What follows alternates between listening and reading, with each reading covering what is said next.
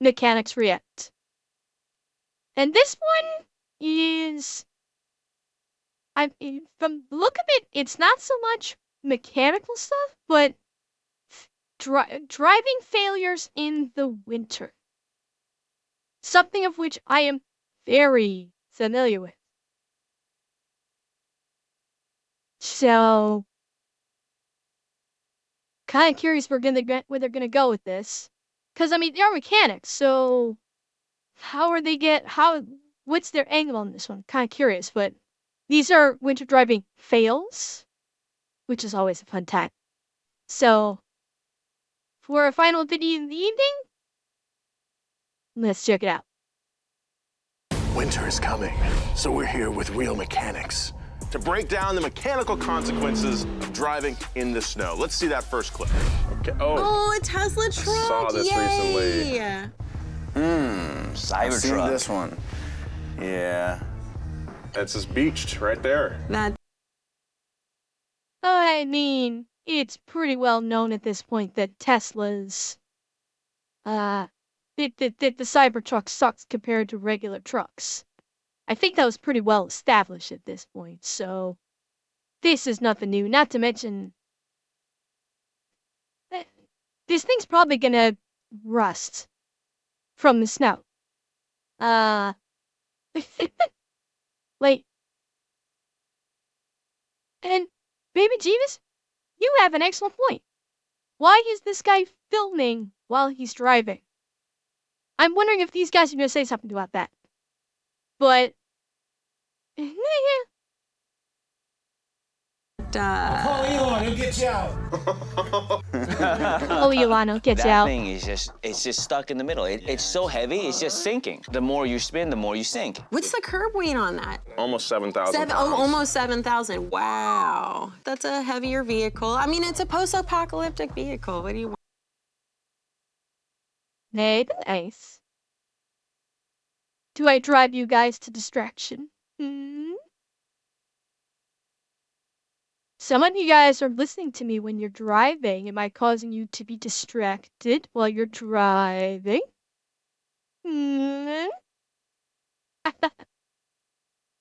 Why? I gotta imagine that the weight of the thing is gotta be the problem. That's what I'm thinking. I'm thinking it's high-sided, like it's teeter-tottering in that driveway right now, and it's just stuck in the middle. You should have shoveled your driveway. A little salt, maybe. That's just like overconfidence. Kids are in the back like, Dad, what's going on? Neighbors are laughing at him.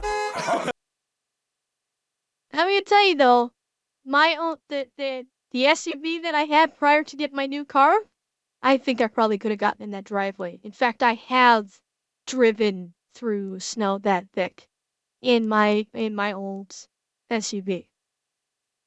But then again, I'm very much used to it.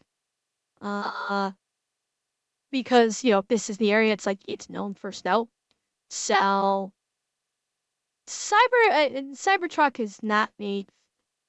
My old one was a TMC Terrain. That was my old one, was a Terrain.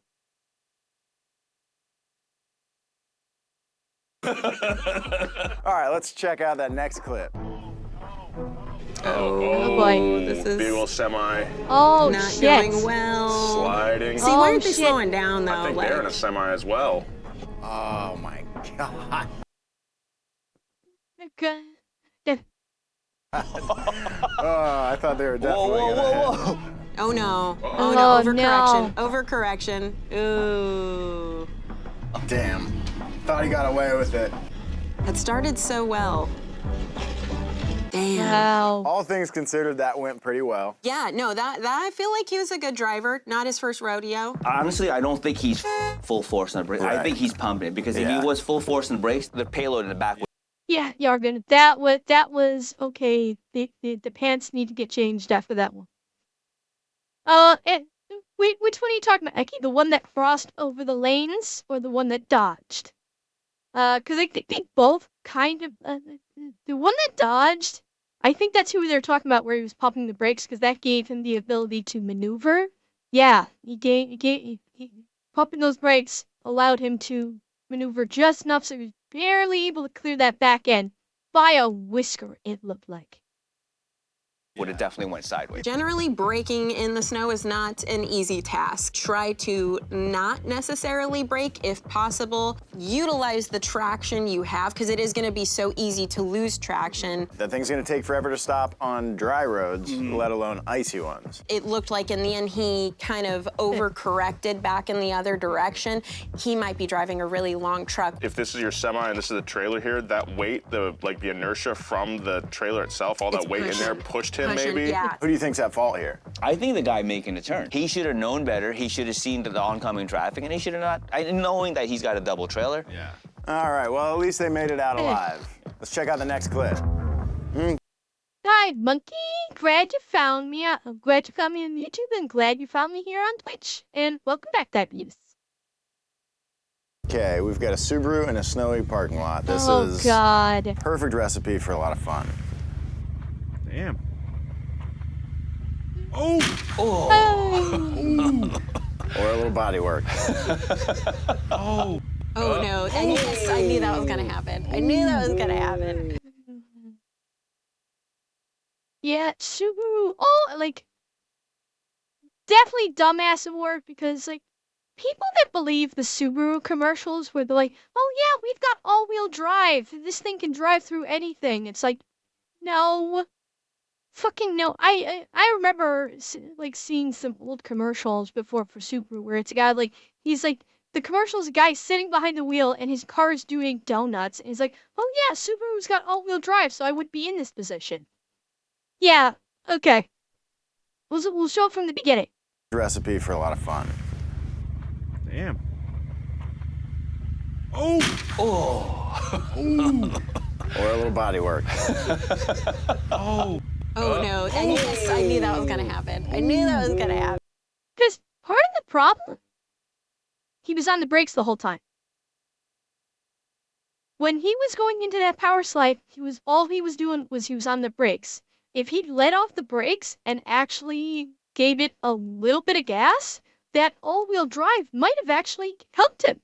Yeah, he locked the brakes when he was power sliding. If he'd let off the brakes, not floor it, not necessarily floor it. Honestly, you could just let off the brakes and allow it to coast forward. That would be enough to allow you to correct. But just a little bit of gas would get the tires spinning and allow him to regain control out of them. He could have done it. But he panicked and walked up. And here's what we see. That sucks. Maybe he's from California. Check his plates. Guaranteed he's locking Yeah, the brakes. yeah. Where he should have powered out of it or Yeah. counter-steered. That was a nervous move. This For kid is sure. definitely new. When you've got that layer of what looks like really icy snow, it doesn't matter how many wheels are driving, there's just very little traction. So that's gonna be tough. This vehicle would have a better chance at regaining traction than Yeah, and what they were saying, like, his wheels back over here, his wheels were still facing left. And it's only right about here. It looks like he started to. He looks like he straightened his wheels out at about here. So maybe he realized too late. Oh yeah, I need to correct my steering. But he realized it too late.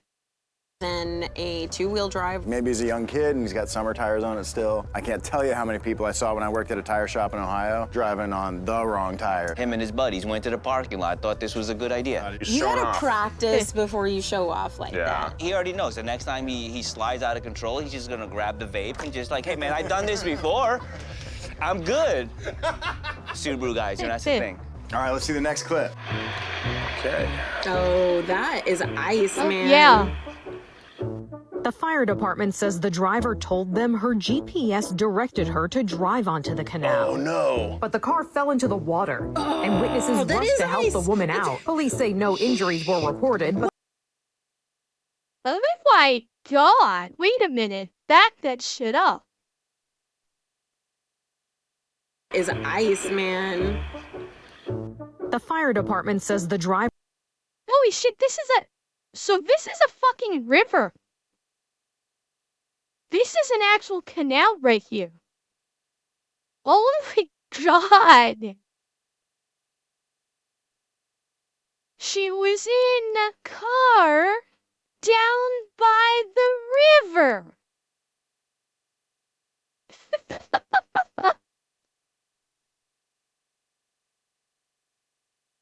Well, that's what I'm saying. The GPS. That's what the news anchor was saying. That the GPS. She's claiming the GPS told her to drive down the canal. Driver told them her GPS directed her to drive onto the canal. Oh no. But the car fell into the water, and witnesses rushed to help the woman out. Police say no injuries were reported, but the driver was arrested for drunk driving. Yeah. So, 6. It was a combination of being drunk off her ass and the magical talking box saying, "Turn right at the next intersection." And the woman going, "Okay, Mr. Matt, your guy."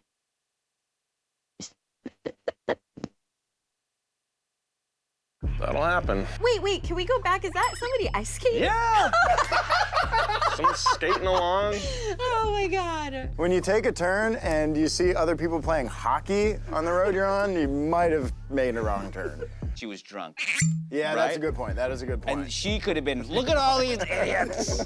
What are you guys doing? Get off the road! That's a scary situation, falling through the ice like that, too. One of the most sobering moments you could have. You thought you're on a road, and all of a sudden... Do you know how to tell if ice is safe to drive on? What ice skaters do is they use an auger to drill down into the ice and see how thick it is. Okay. If I were to drive on ice, and if I had to, I would definitely drive with the windows down. If you fall through, at least you have an exit. No, I don't Yeah. want to be in that situation. But I do want to be in this situation. Okay. Quick survival tip for you, where he was just saying, if, drive with the window down, because that way if you do fall into the water, you have a quick escape. Here is another quick little escape tip for if, God forbid, you get into a situation where your car goes into the water. And 6. If you watch Mythbusters, you already know what I'm about to talk about. But the key thing to escape from your vehicle, if your vehicle hits the water and sinks, let the water completely fill up the inside of your car. It's gonna be scary as fuck, but as soon as the water fills up inside the cab, you can very easily open the door because 6, like you said, the pressure equalizes and you can very easily open the door and then just swim on out of there. So, quick little survival tip for you if, God forbid, something that horrific were to happen to you, keep your cool, and if you don't have a window punch, like some people keep window punches in their car, but yeah, that's the little tip that I learned from Mythbusters. Being in this video. Let's watch our next clip. Doing a little ice fishing. What are they fishing for? But I'm who? feeling it's a car. Maybe a truck? Honestly, Look. incredibly impressive that they can do that with that crane. That is, all right? So how does that crane not fall in? Yeah, was the truck like already there? Is this a gas pump? Is that what this is? Is this like a gas nozzle? Like, was he filling up his truck's like spare tank here? Or I guess this is maybe like an accessory tank or something? And he just went through the ice? Shit. There, and they left it for months, and then it froze over, and they're like, dang, I forgot. Now we got to get that truck out. I forgot where I put my truck. This truck is totaled. Yeah, I mean, It has to be. Anytime you submerge a vehicle, you're messing with a lot of stuff. All the electronics are pretty much cooked. The problem with flood cars is obviously electrical issues afterward and trying to figure out what's savable, what has to be replaced, and what has to air out for long periods of time. Check out this cool crane contraption they have. I know, assume yeah. especially designed for situations like this. Sure, it must be like, distributing. The fact that they have a crane like this, and this is from a towing company, means this is not the first time this has happened. This has happened often enough that this towing company said we need to invest in specialized equipment specifically to hoist vehicles out of the water that have fallen through this ice. Think about that. It's happened so much they've actually needed to invest in this equipment. The weight. Honestly, very impressive recovery mission. That's my takeaway from this. Cool crane. Very cool crane. All right, this next clip shows what happens to your car when you drive through salted roads. Salt is responsible for $3 billion worth of damage every year in the U.S. alone. And sand. So that's what happened to my car. The last province I used to live in, they didn't simply salt the roads, they did salt and sand. And yes, it tore the absolute shit out of the underside of my vehicle. That's why I had to buy a new one. Because the complete underside of my old car was completely rusted out. So badly that when I took it to a mechanic to get a whole bunch of stuff fixed, yep, yes I am. When I took it to the mechanic to get fixed for a whole mess of stuff that was wrong with it, they said, we're not touching it. There's nothing we can do.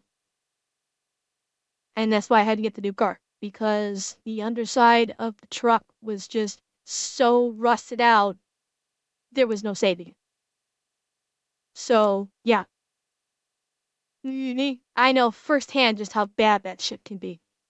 The reason why we use salt is that it's a cheap solution which lowers the freezing point of water by up to 15 degrees Fahrenheit, thus making roads safer to drive on.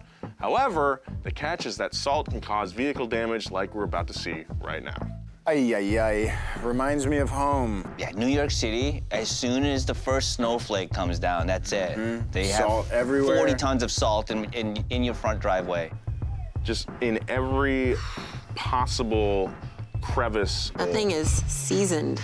If he doesn't get rid of that, where that salt is touching the car, it's just gonna slowly rot away. And then, see all the floor pan stuff? Yep. That's gonna disappear after a couple of years. You're not gonna have a floor. You're gonna be driving one day in the winter, and you're gonna see snow right underneath it. That's really what creates the Yep. Rust Belt, the salting of the roads all winter long. And you know, Interestingly enough, I don't know if anyone in chat here is from Ontario. So, if I am correct, please confirm, because I don't know. I had heard once that Ontario or Toronto. Okay, baby Jesus, confirm for me if you can. I can't remember if this was all of Ontario or just Toronto, that they were experimenting with ice and salt, like ice and snow clearing of roads with beet juice. That instead of using salt, they were using beet juice as a means of ice melt during the winter times. I remember hearing that a few years ago. Because beet juice has I cannot recall, I can't remember exactly what what factors of the beet juice, if there's salt concentration or if it's the like any kind of acidity or something like that that would make for effective ice melt without the negative side effects like you would see with salt on the roadways. Okay, so they started. Okay, so 6, they're doing it in Ohio. Has it been effective? Do you know? Has that kind of treatment of the roads been as effective as using salt on the roadways for clearing ice and such? Because from what I remember reading about it, it seemed to have promise, but I don't remember. Okay, so it's not as effective. Okay, unfortunate. Because it would be nice to get a better alternative than salt. Because we see the results, obviously. Alright, that's unfortunate. Chemical spray gravel? I don't know about that gravel part. But if they're able to use some kind of a chemical mixture that won't rot away the cars, that's definitely a plus. The user one is below 20. Okay. Okay. Wait, below. You mean when it's minus 20 below, Babe Jeebus? If you mean if it goes below -20, not 20. Okay. Okay. Interesting. You know, so what a lot of people do to combat that, I don't know if this is very common in New York, but an oil spray under the vehicle. Yes. Where you just coat the underside in oil, basically, and it, prevents the salt from getting to your chassis. I think the best preventive measure is to try to get as much of that salt off as quickly as you can and as thoroughly as you can. You know what? Right now, I am going to check my California mechanic privilege because I really tip my hat to the technicians out in Chicago or anywhere else where they're salting the crap out of the roads because taking anything apart is a risk for everything. There's nothing really chemically special about salt. If you add really anything to water, it'll reduce the freezing point. In Colorado, they're using beet juice because they're local to. Colorado's using it. Okay. Interesting. Okay, so Colorado's doing it. A beet farm. So I guess it's reducing the freezing point, but the roads are bright red. Your whole neighborhood looks like a murder scene. Next clip. And he just made the joke that who made that joke in here? Who made that joke? Shadowclaw, you made the joke. Okay. You made the same joke. Just cruising in the middle of the lane. Why not? Yeah. Little dash cam. We're cutting the mustard here a little bit, buddy. Punch it, dude. Yeah. Up. Uh-oh. Oh You deserve no. Ooh, backcountry road there. Bummer, buddy. That was Dang. irresponsible. Black ice is a great air freshener, terrible to drive on. So black ice is like this thin layer of ice that forms over the top of the road, and you get little patches of it. The patches is what throws you off. Once you hit that patch, the car becomes unstable. You start turning sideways. Unless you're really good and you correct it, you're gonna end up in a ditch like this guy. Some black ice happened. Do we know that, or did he say there was black ice? Because if I was that driver, but there was black ice. You can't see it in the camera. Interesting. I don't think I've ever heard tires screech when I don't have traction because of ice. True. Like you had That's a good traction, point. bro. That was all That's a you good and your point. bald ass tires. In the wintertime, when we're just about freezing point, They could be right, but he could have hit a patch of black ice and then it transitioned back into regular roadway. So he lost traction because of the black ice, and then the tires found pavement again after the black ice, but he was out of control by then and couldn't regain control. That's always a possibility. Or he could have been flat out lying and yeah, exactly. That's exactly what I'm saying, Jimson. Could be a small patch of black ice, caused him to lose control. By the time he hit asphalt, he was too late and he couldn't regain control. That's what I'm thinking. you know there's gonna be ice. Slow down. I wish there was like music playing. We could have heard like what was going on in the cabin. I always love hearing that stuff. It makes me self-conscious about what I'm listening to, or it makes me not want to get a. Also true 6. He was driving like an idiot from the get-go, so no surprise that he lost control like that.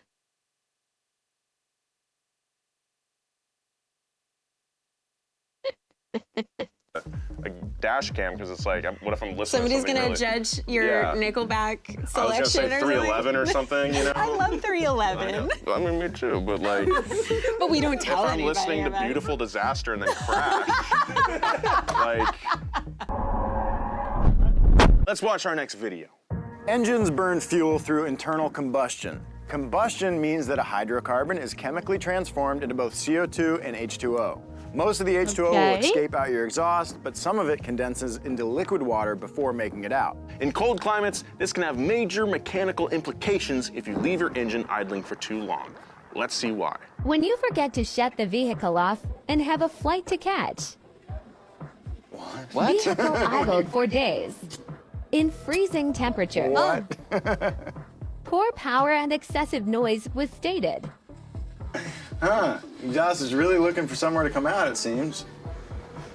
Well, Wait, Can you, I mean, like, I've heard of leaving the oven on. Whoa, that's so much While ice. it was idling? oh, I never thought that was possible. yeah, I'm kind of flabbergasted too. Like, how the hell would ice build up like that in the pipe? Especially if it was running for days. Well, the multi-day idling, Jameson, what I'm thinking they're saying is the customer was late for a flight. They parked it in the parking lot of the airport, grabbed their bags, and ran and forgot to turn off their car. And the car was sitting there idling for days because they were so focused on getting to their plane, they just left the car in the parking lot running and idling and just took off. But yeah, but six, the thing is okay, here's a question. That ice, let me back it up. Did this ice must have formed while it was wait. Oh, this is they took the pipe off. Okay. They took the muffler off. Okay. Now because it flashed by so fast I couldn't tell before.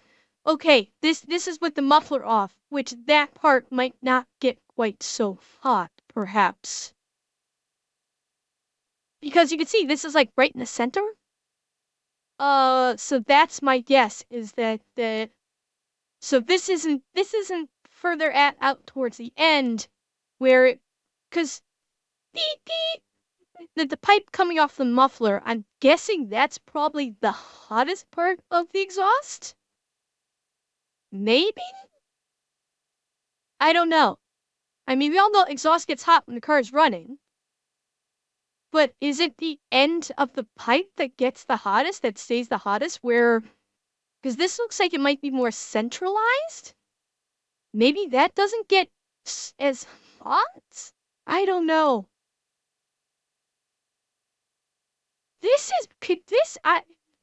This is hurting my brain a little bit.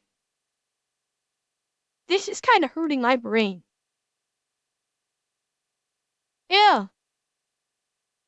Like, if it gets hot enough like that, I...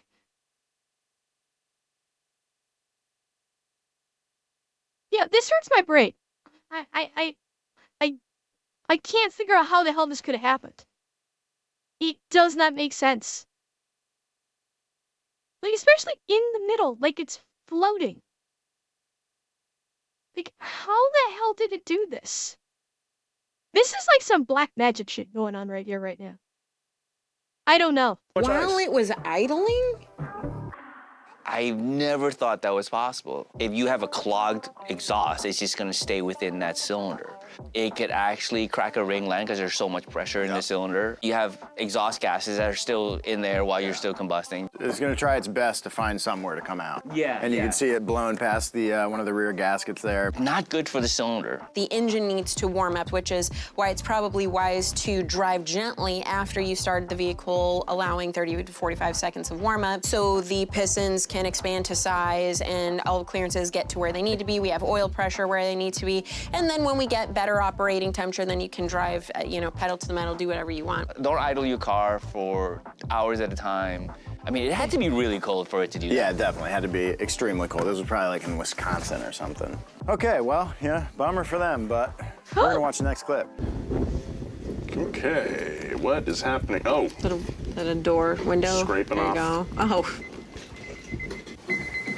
Okay, we got battery power. Okay, Civic.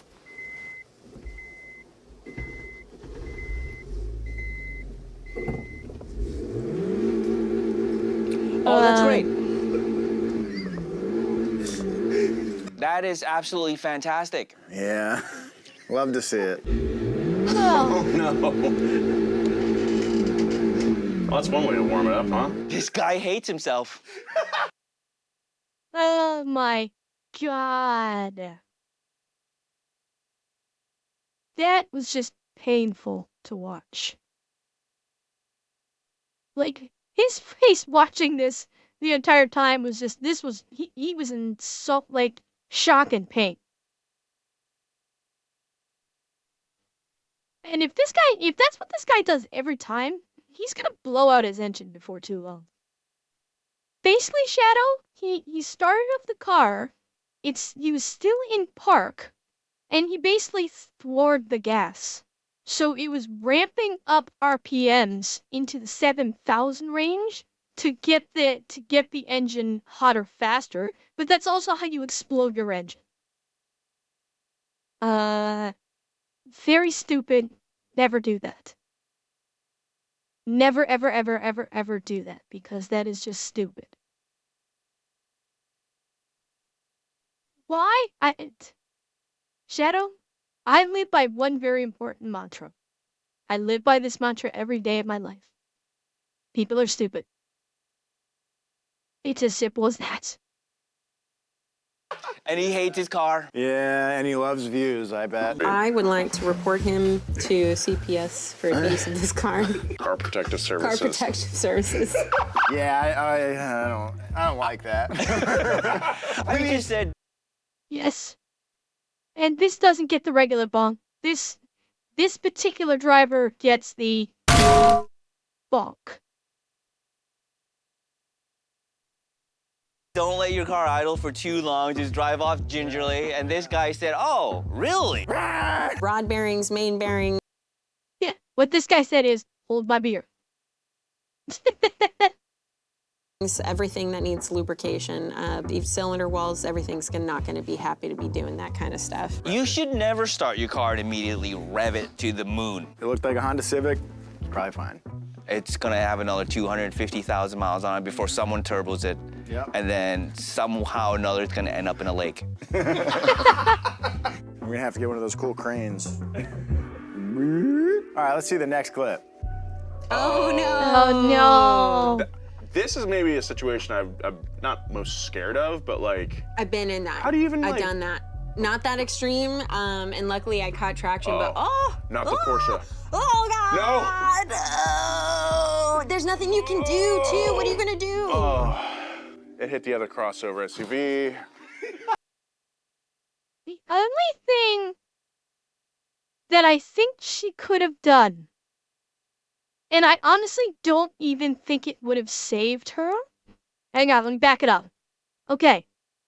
So, keep watching this. Not that extreme, and luckily I caught traction, but Not the Porsche. Right there. Actually, perhaps even before then.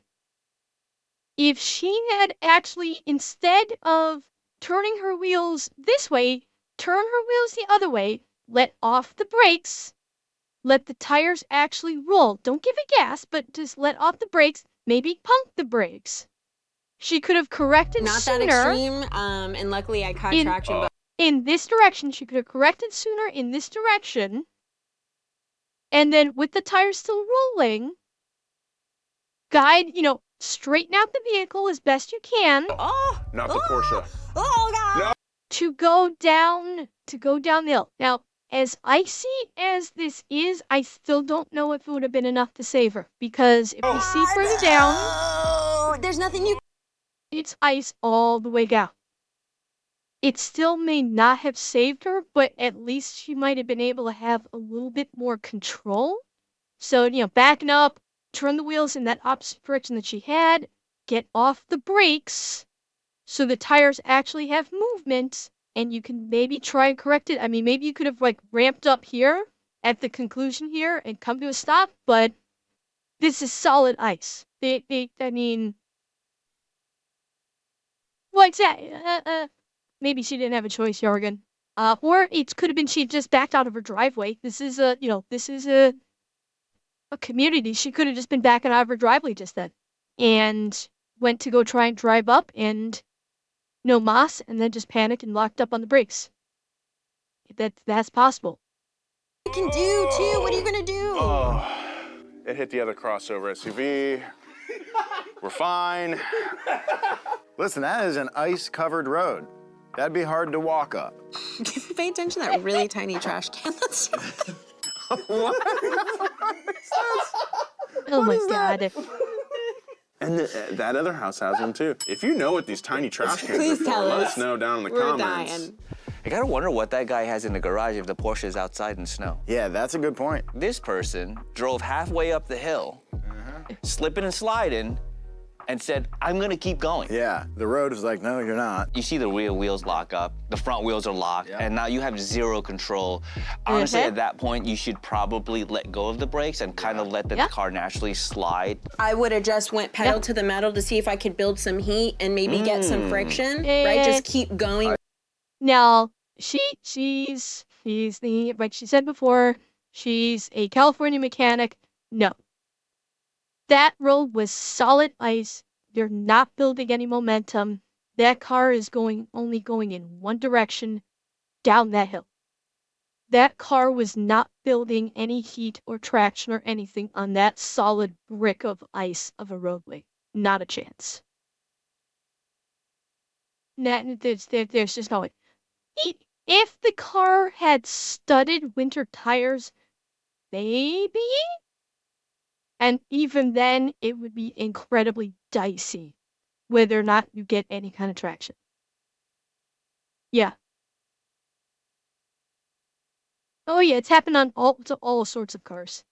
Maniac Joe, I've seen multiple videos of hilly roadways like that where the road is just solid ice and multiple kind of vehicles, including fire trucks, just can't make it. Yep. Rather than just stepping on the brake. Chains would have helped. Chains kind of break up the ice, right? Yeah. So they kind of dig through. He's just got to go knock on his neighbor's door and deliver a little bad news. He's gonna be like, hey, buddy, I hit your Porsche. And he's gonna be like, no! And he's gonna be like, just kidding. It's the RAV4. Yeah, that's really unfortunate. But what's most unfortunate is that we don't know what's in these trash cans. Tiny trash cans, please tell us. Let us know down in the comments. Next clip. Decided to take a last-minute trip to Big Bear in the Charger.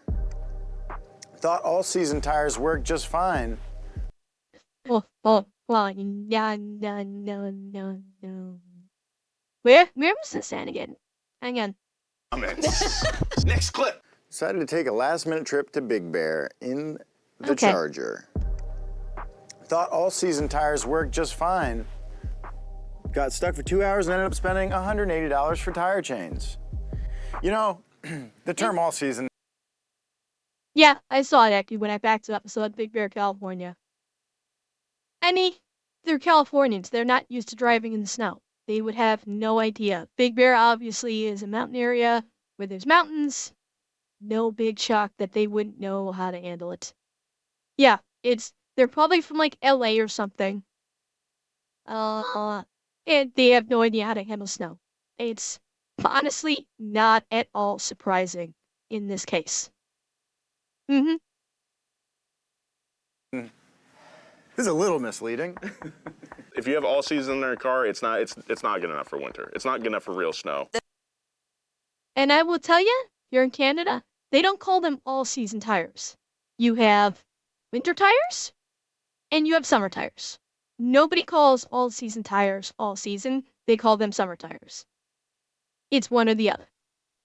There's no such thing as all season. This is one thing, as Californians, we can speak to, is there are plenty of signs and warnings that will say, you need tires. There is a massive difference between the performance in snow driving of an all-season tire versus a purpose snow tire. Snow tires are phenomenal. If you want to do a lot of snow driving, it would be wise to do some research before buying a set of tires. He probably had a buddy with a Jeep, right? Like, no, that's not cool. Nah, dude, I don't want to be in a soft top. All right, let's see the next clip. So this next clip comes from a town where temperatures are Well, yeah, I mean, not really big Davis, because with winter tires, it's not so much about just the tread or if they have studs, but it's also the thickness of the rubber.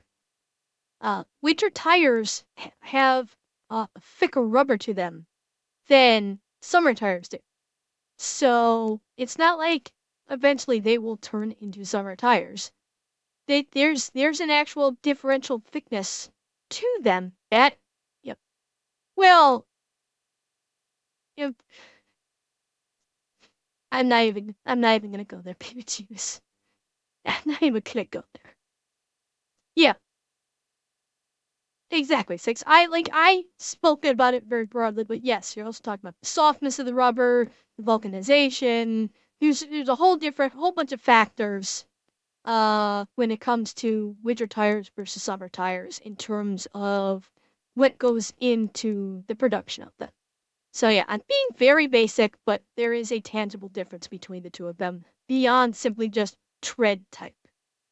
Often plummet to negative 72 degrees Fahrenheit in the winter. Jesus. So let's often all right, let's see the next clip. So this next clip comes from a town where temperatures often plummet to negative 72 degrees Fahrenheit in the winter. Jesus. So let's see.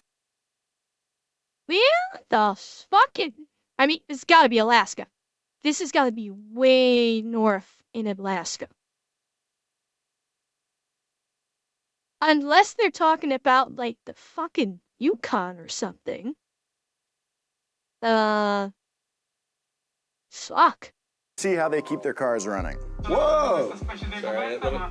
Oh, is this, fuck. Oh, God, where is this? No.